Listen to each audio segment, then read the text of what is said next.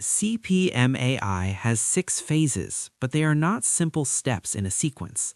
They exist to reduce uncertainty and risk. In AI projects, following a fixed order matters much less than what you learn.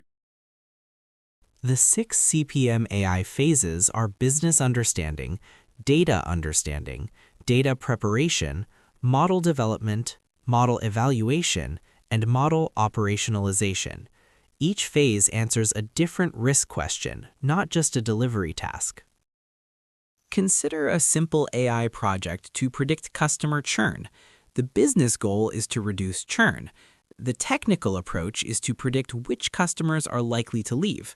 The output supports targeted retention actions. In practice, the phases overlap. The business phase defines what churn really means. The data phase reveals what information is available. Modeling estimates churn probability, and operationalization connects predictions to real decisions.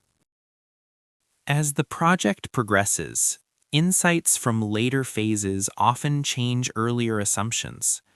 Data limitations appear. The business question evolves, and the solution needs to be adjusted. This behavior is expected in CPMAI. CPM phases are not a checklist to complete.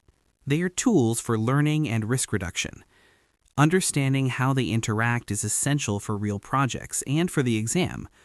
Full phase-by-phase explanations are covered in the Udemy course.